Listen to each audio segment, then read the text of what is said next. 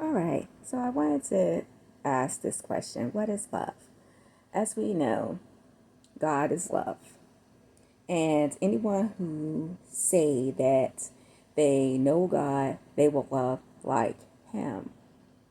So, as we know, in Psalms 138 2, it says, His word exalts even over His name. His word is His will. All right. So I'm going over all of this because I want to touch on adultery and remarriage.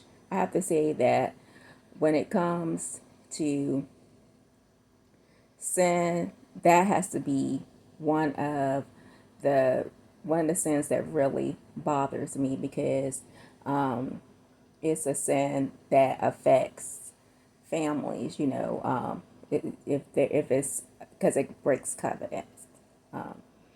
God says in Malachi 2:16 that He hates divorce. There's no excuse for it.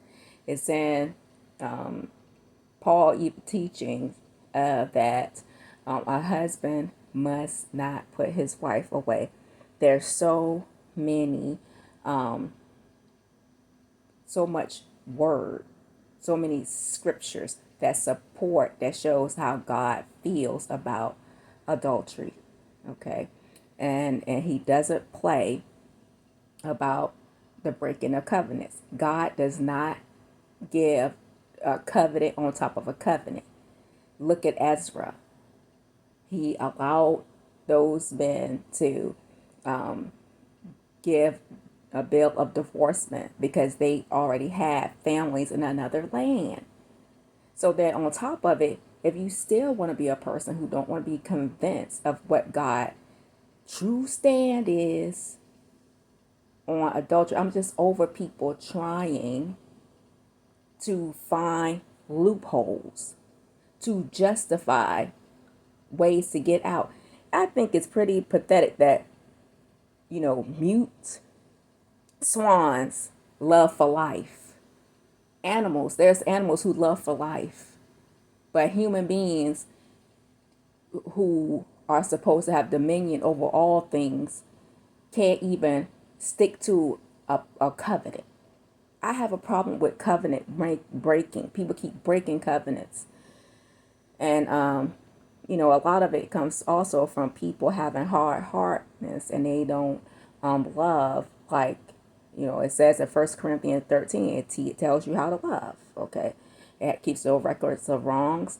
Love never fails. Love covers a multitude of sins. So we know how to get past hard-heartedness. But another thing is, let's look at a wife versus a strange woman / harlot.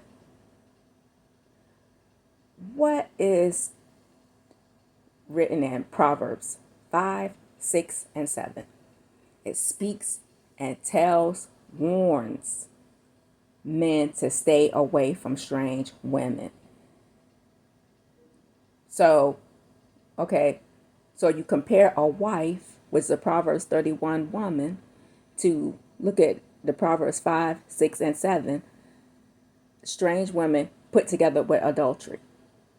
There's nothing good that come out of that. Okay, and Solomon, who prayed to have wisdom, was the one who gave these proverbs. And isn't it ironic that he spoke on how detrimental it is to stay away from strange women, and that's what took him down? I'm just saying. I'm just saying. I am just over people coming up with reasons to want to commit sin and feel like it's okay. You know, fornication, okay, when you look at fornication, that's two people, they're not one flesh, and it's not a covenant. Marriage is a covenant. That's why I have an issue with it, because it's too many people. They keep justifying being able to come up with ways and reasons to divorce, and it doesn't help when other people open up a Bible to look for a loophole to get out, when Paul already said you are bound to your husband and wife until as long as you both shall live. You're not supposed to be trying to look for a way out. There's so many scriptures anyway that crush about divorce, how God feel about divorce. I gotta say, wife, strange woman with about connected to adultery. Ain't nothing positive loving about that, about a strange woman. They talk about how adultery destroys a person's soul. So then what? If I am just over this, and I'm just a human being. Imagine how God feels.